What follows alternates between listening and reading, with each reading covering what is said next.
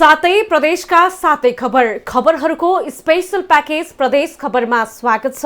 म विनिता केसी। प्रदेश खबरमा हामी हरेक प्रदेशका विकास निर्माण र सुशासनको विषयमा खोजमूलक समाचार सामग्री सम्प्रेषण गर्दछौं। हरेक खबरको चिरफार गर्दै सम्बन्धित निकायको ध्यानाकर्षण गराउँदछौं। आजको प्रदेश खबर सुरु गरौं प्रदेश 1 बाट। लामो समय जेल जीवन जिएर इलामका दुर्गाप्रसाद तिमसिना घर फर्केका छन्। 41 वर्ष भारतीय जेलमा कैदी जीवन बिताएका तिमसिना स्वदेश फर्केका हुन्। 4 दशक बढी वर्ष भारतको कोलकाता स्थित दमत कारागारमा कैदी जीवन बिताएका छन् उनले। जेलबाट रिहाई भएसँगै 61 वर्षीय दुर्गाप्रसाद तिमसिना काकरभिट्टा नाका हुँदै नेपाल फर्किएका हुन्। कोलकाता उच्च अदालतको आदेशमा शनिबार तिमसिनालाई दमदम कारागारले रिहाई गरेपछि घर फर्कन उनी सफल भएका हुन्। इलामको माई नगरपालिका 10 लुम्बागका दुर्गाप्रसाद तिमसिना यति बेला स्वदेश फर्किएका छन्। 41 वर्ष भारतको कोलकातामा जेल जीवन जिएर आइतबार स्वदेश फर्किएका छन्।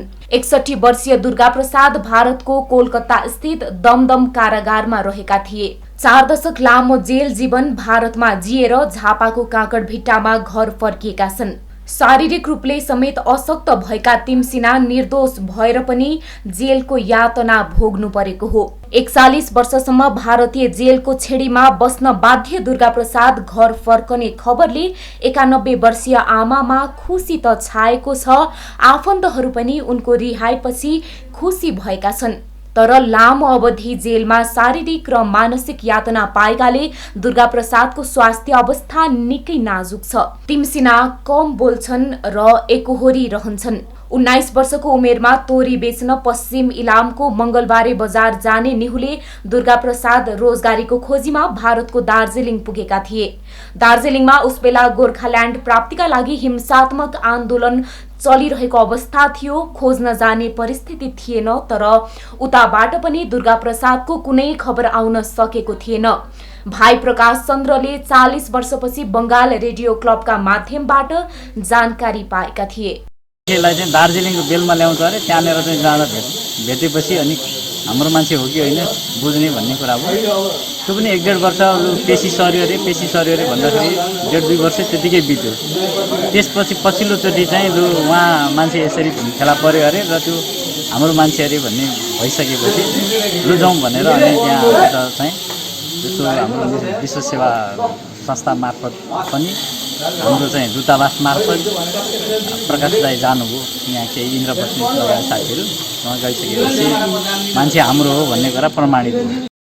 दमदम कारागारमा सँगै बसेका पश्चिम बंगालकै मेदिनीपुर जिल्लाका दाधेश्याम दास नामका कैदीले दुर्गाप्रसादको अवस्था र पहिचान बारे पहिलोपल्ट जेल बाहिर खबर ल्याएका थिए।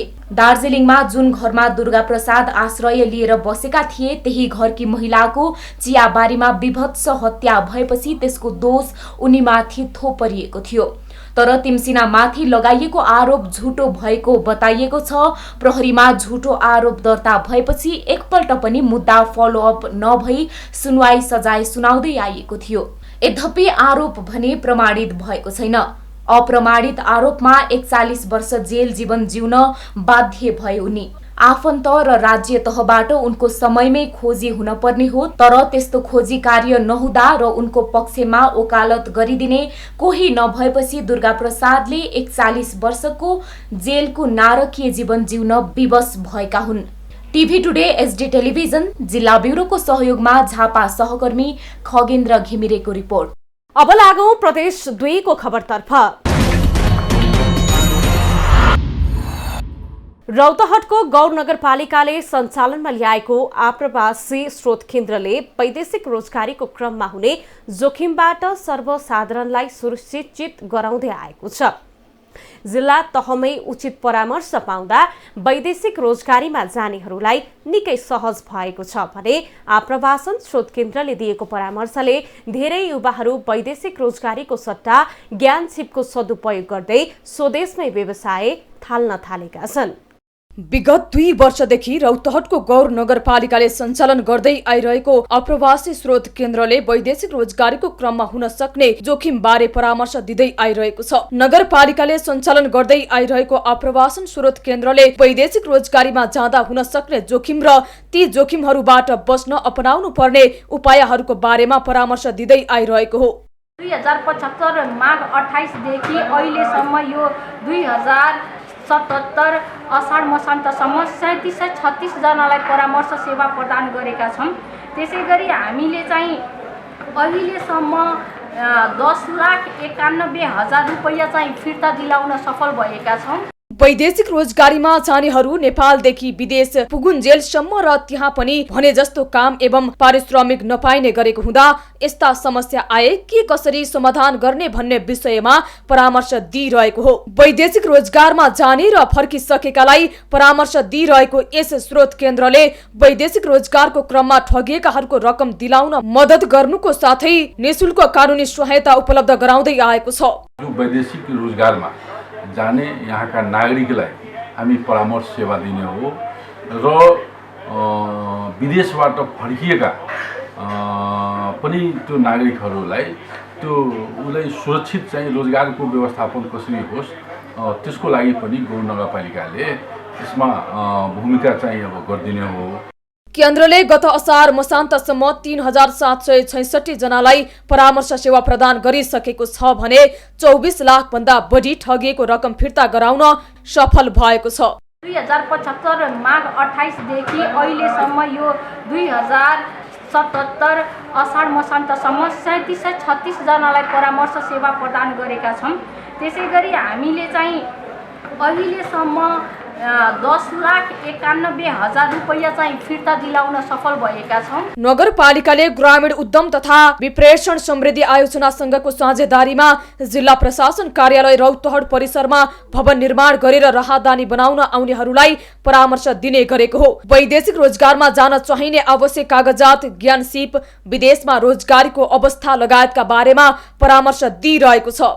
नेपालबाट वैदेशिक रोजगारीमा विदेशिने नेपाली नागरिक दाजुभाइ दिदीबहिनीहरूलाई विदेश जाँदाखेरि न्यूनतम रूपमा के कागजातहरू चाहिन्छ र आफू सुरक्षित रूपमा त्यहाँ गएर पेसा व्यवसाय कसरी गर्ने र आफूले कमाएको सम्पत्तिले सुरक्षित साथ आफ्नो स्वास्थ्य कायम राखेर कसरी फर्किने भन्ने विषयमा सचेतनामूलक कार्यक्रमहरू उहाँलाई जानकारी गर्ने गरौँ। स्रोत केन्द्रले वैदेशिक रोजगारीको क्रममा दुर्घटनामा परि मृत्यु भएका र अशक्त भएकाहरूका परिवारको हेरचाह तथा बालबालिकाको शिक्षाका लागि वैदेशिक रोजगार बोर्ड मार्फत छात्रवृत्ति पनि उपलब्ध गराउने गरेको छ। यस केन्द्रले वैदेशिक रोजगारीमा जान लागेकाहरूलाई आफ्नो श्रम र सिप स्वदेशमै प्रयोग गर्न सुझाउँदै आएको छ। आप्रवासन स्रोत केन्द्रले वैदेशिक रोजगारीलाई सुरक्षित बनाउन ठूलो भूमिका खेलेको छ। टिभी टुडे आस्टी टेलिभिजन प्रदेश 2 ब्युरोको सहयोगमा रौतहट सहकर्मी अखिलेश कुमार यादवको रिपोर्ट।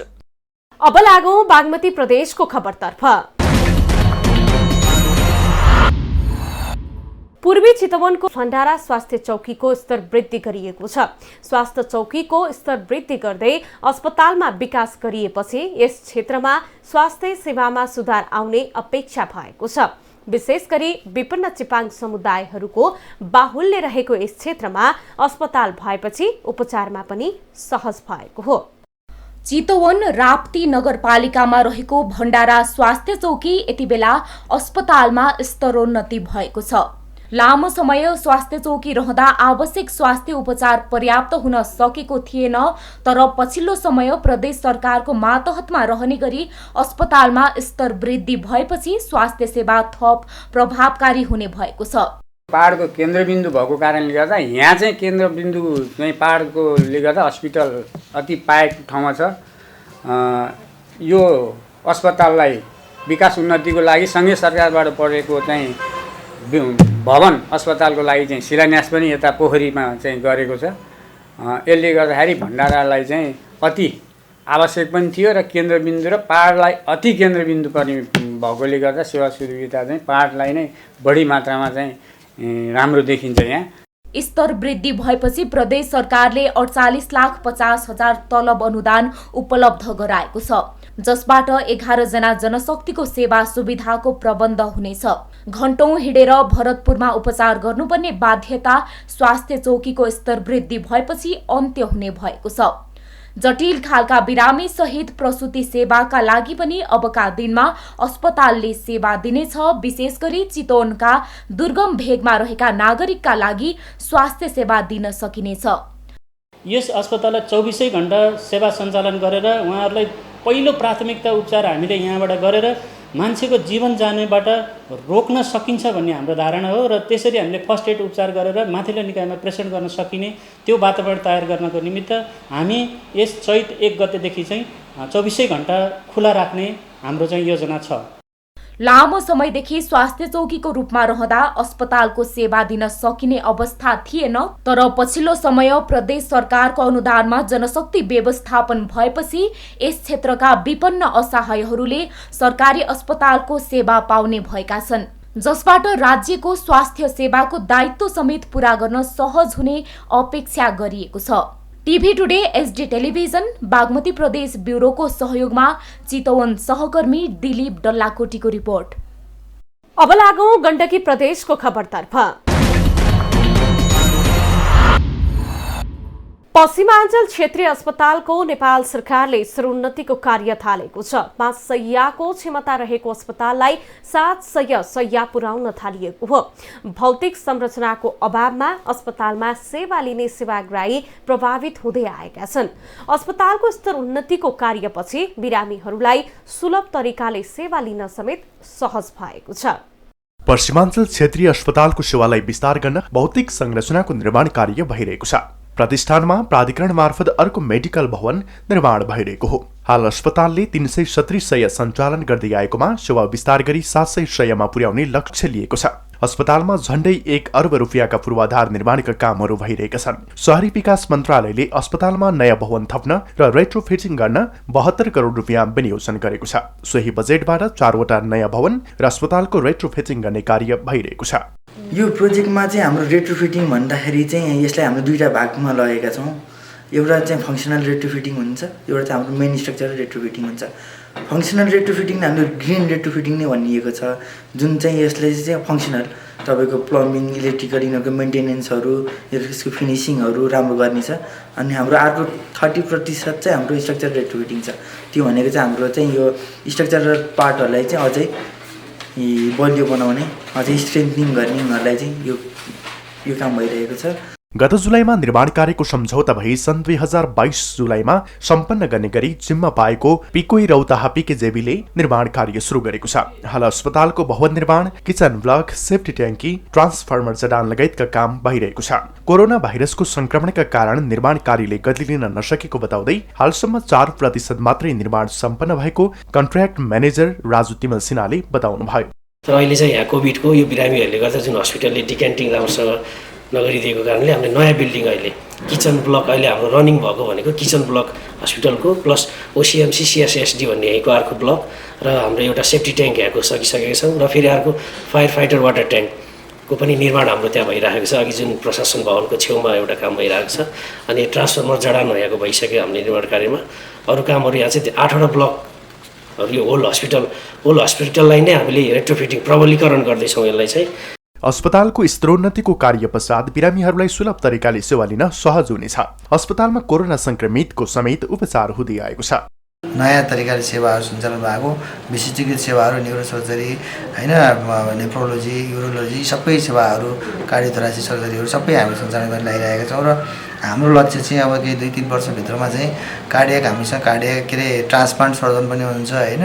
अब एकजना प्रमाणपत्र पनि पाइसक्नु भएको छैन, अर्को पनि आउनु भएको छ र हामी 1-1.5-2 वर्षभित्रमा चाहिँ हाम्रो लक्ष्य चाहिँ ट्रान्सप्लान्ट पनि सञ्चालन गर्ने, जुन चाहिँ सरकारी संस्थाहरूमा काठमाडौँ बाहिर चाहिँ ट्रान्सप्लान्ट हुने हामी नै पोखरा स्वास्थ्य विज्ञान प्रतिष्ठान पहिलो हुनुपर्छ। पश्चिमाञ्चल क्षेत्रीय अस्पतालको भौतिक संरचना निर्माण समयमै सम्पन्न भएसँगै यो भेगका नागरिकहरू लाभान्वित हुनेछन् भने अस्पतालको निर्माण कार्य समयमै सम्पन्न गर्न सम्बन्धित निकाय र सरोकारवालाको ध्यान जान जरुरी छ।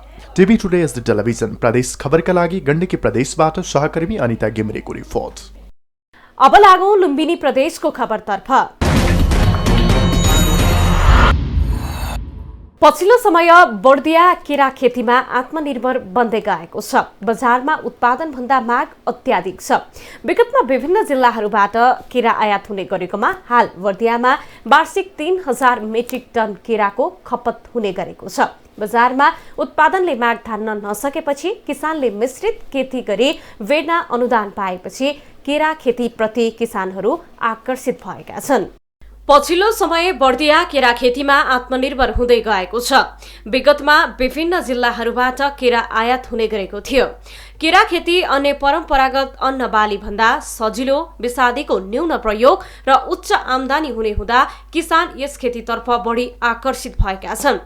केरा खेतीमा एकपल्ट बेर्ना लगाएपछि 4-5 वर्षसम्म बेर्ना लगाउन नपर्ने हुन्छ। केराको बेर्ना सानो हुँदा यो सँगै मिश्रित खेती गरी दोहोरो आमदानी लिन सकिने भएकाले विभिन्न संस्थाहरूबाट बर्दियाका किसानहरूलाई बेर्ना लगायत अनुदान सहयोग पाउँदा उनीहरू केरा खेतीतर्फ आकर्षित भएका हुन्। तालिम देने 2 दिन तालिम देने तो है आपको केरा खेती बेर्ना देने तब 10 सुबह लगैले तब आप बढ़िया बितावे। हाल बर्दियामा वार्षिक 3000 मेट्रिक टन केराको खपत हुने गरेको छ। सो मागलाई बर्दियाको उत्पादनले मात्र सम्बोधन गर्न नसकेपछि छिमेकी जिल्ला कैलाली, बाँके र भारतीय केराले माग पूरा गर्दै आइरहेको छ। हाल उत्पादन भन्दा माग धेरै भएकाले किसानले उत्पादन गरेका केरा सजिलै बजारमा बिक्ने गर्दछन्। पछिल्लो समयमा होटल रेस्टुरेन्टहरूमा पनि केराको मोमो, मदिरा, चिप्स, अचार लगायतका विभिन्न परिकारहरू बिक्री वितरण हुने भएकाले केराको बजार विस्तार हुँदै गएको हो। स्थानीय स्रोत र साधनहरू प्रयोग गरेर चिप्सहरू बनाउने, त्यसपछि गएर केराहरूको ब्रान्डीहरू बनाएर बिक्री वितरण गर्न सकिने र यो बजारहरूमा पनि अत्याधिक रूपमा बढी मात्रामा चाहिँ सम्भावना भएको कारणले गर्दा चाहिँ अहिले केराको मार्केटिङको लागि त्यति धेरै समस्या नरहेको अवस्था देखिन्छ। केरा खेतीमा धेरै सम्भावना भए तापनि बेला बेलामा आउने बेमौसमी हावाहुरीले केराको बगैँचामा गर्ने नोक्सानी र बिमाले समयमै किसानहरूलाई भुक्तानी नदिँदा उत्साहित किसानहरू केरा खेती विस्तार गर्न भने डराउने गरेका छन्। वार्षिक प्रफिट आम्दानी मेरो 5 लाख भन्दा माथि नै भएको छ यो पहिलो लटको। अब दोस्रो लटमा पनि केरा अब राम्रै छ जे होस्। अब तर आँधी हुरीको जोखिममा छ। यो साल लगभग 5 लाख आउँछ कि भन्ने जस्तो सोच छ। नगदे बालीका रूपमा चिनिएको केरा खेतीको नेपाली बजारमा प्रचुर सम्भावना रहेको छ। तर भारतबाट आउने सस्तो र कम गुणस्तरको केराले नेपाली किसानलाई मर्का हुने गरेको छ। यसतर्फ सरकारवालाहरूले बजारको सुनिश्चितता र टिस्यु कल्चर प्रविधिबाट उत्पादित बेर्ना किसानलाई सहजै उपलब्ध गराउन सकेमा किसानहरू यसतर्फ आकर्षित भई पुरै देशमा नै केरा खेतीमा आत्मनिर्भर हुन सक्नेछ। टिभी टुडे एचडी टेलिभिजन प्रदेश खबरका लागि लुम्बिनी प्रदेश बर्दियाबाट सहकर्मी ऋषि वाग्ले गोपालको रिपोर्ट। अब लागौं कर्णाली प्रदेशको खबरतर्फ। जुम्लाको रैथाने उत्पादित बालीको राष्ट्रिय तथा अन्तर्राष्ट्रिय माग बढ्दै गएको छ। बजारमा माग राम्रो भए पनि उत्पादनमा भने गिरावट आएको छ।